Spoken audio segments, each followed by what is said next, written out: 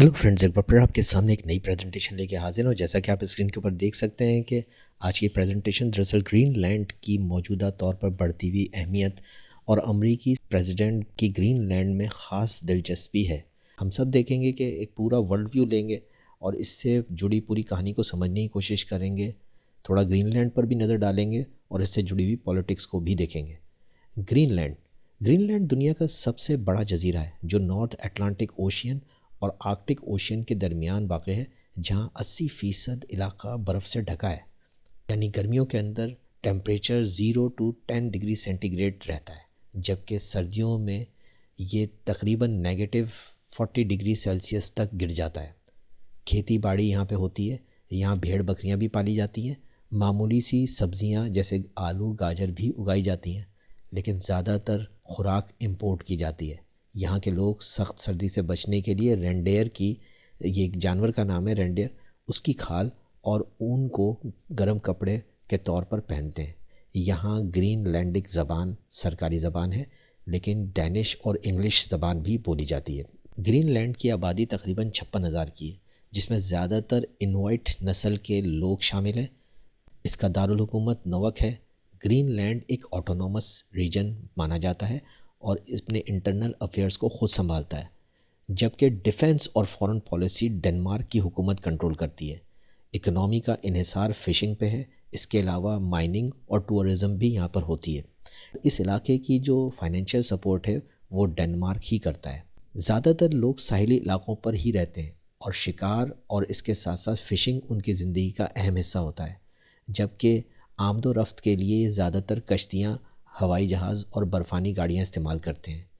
यहाँ मिडनाइट सन और polar night जैसे कुदरती मंजर देखने को मिलते हैं, जो ग्रीनलैंड को एक ख़ास पोलर रीजन बनाते हैं। ग्रीनलैंड जो दुनिया का सबसे बड़ा आइलैंड माना जाता है, ये एक ऑटोनॉमस रीजन है जिसने 2009 के अंदर डेनमार्क से ऑटोनॉमी हासिल की। ये जोग्राफिकली नॉर्थ अमेरिका के करीब या पड़ोस ही में वाक़ है, जबकि सियासी और हुकूमती तौर पर डेनमार्क का हिस्सा है।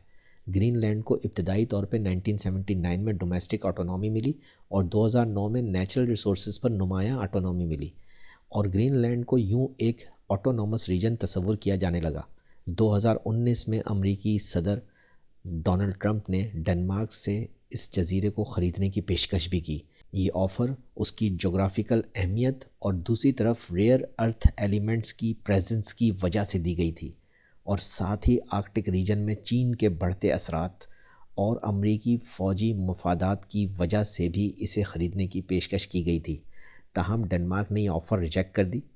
कहा जाता है कि आजकल एलन मस्क और डोनाल्ड ट्रंप की बढ़ती हुई क़ुर्बतों के पीछे ग्रीनलैंड के ख़जाने भी शामिल हैं, जो एलन मस्क की निगाहों में यकीनन बहुत अहम है। ये रेयर अर्थ एलिमेंट्स इलेक्ट्रिक गाड़ियों, रिन्यूएबल एनर्जी प्रोजेक्ट्स और डिफेंस इंडस्ट्री में इस्तेमाल किए जाते हैं। और सब जानते हैं कि एलन मस्क की ये फील्ड है। 2024 की इलेक्शन कैंपेन में डोनाल्ड ट्रंप का एलन मस्क ने बहुत साथ दिया और ये दोनों हजरात हर जगह एक साथ नज़र आते हैं, क्योंकि सब जानते हैं कि ग्रीनलैंड के अंदर रेयर अर्थ मेटल्स मौजूद हैं जो इलेक्ट्रिक गाड़ियों के लिए अहम है, और एलन मस्क की कंपनी टेस्ला इस शोबे में एक सिग्निफिकेंट स्टेटस रखती है। यही वजह है कि डोनाल्ड ट्रंप भी ग्रीनलैंड में दिलचस्पी रख रहे हैं, क्योंकि फ्यूचर में इन रेयर अर्थ मेटल्स की अहमियत बहुत ज़्यादा होने वाली है। और यूँ ग्रीनलैंड जोग्राफिकली, स्ट्रेटजिकली और नेचुरल रिसोर्सेज के हवाले से वर्ल्ड पावर्स के लिए इस वक्त कशिश का सेंटर बन चुका है।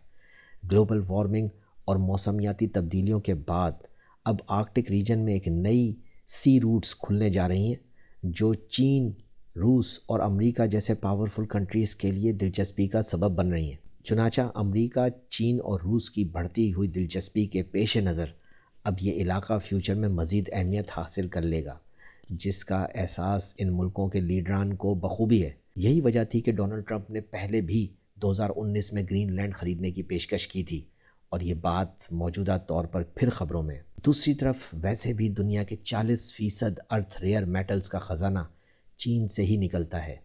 चीन इन नेचुरल रिसोर्सेज की मिल्कियत में दुनिया भर में लीडर है, और यूँ वो ये अर्थ मेटल्स बड़ी तादाद में निकाल रहा है और इस्तेमाल भी कर रहा है। दुनिया के तकरीबन 70% रेयर अर्थ मेटल्स की प्रोसेसिंग चीन में ही होती है। चीन खुद भी रेयर अर्थ मेटल्स का सबसे बड़ा प्रोड्यूसर اور ایکسپورٹر بھی ہے۔ دوسری طرف اب چین آرکٹک ریجن میں اپنی ڈومیننسی کو بھی بڑھا رہا ہے، جس سے امریکہ کو خطرہ ہو چلا ہے۔ گرین لینڈ ہی میں امریکہ کا تھولے ایئر بیس موجود ہے، جو امریکی اسٹریٹجک سرویلنس کے لیے بہت اہم ہے، جہاں امریکہ کا میزائل ڈیفنس سسٹم لگا ہوا ہے۔ اسی یو ایس تھولے ایئر بیس کے اندر امریکہ کی جدید ترین ریڈار سرویلنس بھی موجود ہے، جس سے امریکہ پورے آرکٹک اور نارتھ پول پر نظر رکھتا ہے۔ ساتھ ہی سیٹلائٹ مانیٹرنگ سسٹم بھی اس نظام کو مزید ماڈرن بناتا ہے۔ یہ ایئر بیس امریکہ نے 1951 میں قائم کی تھی، اور آج بھی امریکہ اور ڈنمارک کی حکومت کے درمیان ایک ایگریمنٹ کے ذریعے سے یہ ایئر بیس فلی فنکشنل ہے۔ اب امریکہ کا گرین لینڈ کی ٹیریٹری میں بڑھتا انٹرسٹ پوری ایکویشن کو ان بیلنس کر رہا ہے۔ یاد رہے کہ گرین لینڈ پر ڈنمارک کی حکومت ہے، اور یہی وجہ ہے کہ ڈنمارک نے امریکہ کی طرف سے محسوس ہوتے ہوئے خطرات کی وجہ سے اپنے ڈیفنس بجٹ میں مسلسل اضافہ کیا ہے۔ آج کی کئی جدید ٹیکنالوجیز کو بنانے میں یہ ریئر میٹلز انتہائی ضروری ہو چکے ہیں، جن میں الیکٹرک گاڑیاں، جہاں نیوڈیمیم اور ڈسپرسیم الیکٹرک موٹرز میں استعمال ہوتے ہیں۔ اسی طرح رینیوبل انرجی میں موجود ونڈ ٹربائنز کے جنریٹرز میں بھی نیوڈیمیم کا استعمال لازمی ہے، جبکہ یوریمیم اور ٹربیم اسمارٹ فونز اور LED ڈسپلے میں استعمال ہوتے ہیں۔ فوجی ڈیفنس میں لانٹینیم اور گیڈولینیم جیٹ ایئر انجنز اور میزائل سسٹم میں استعمال کیے جاتے ہیں۔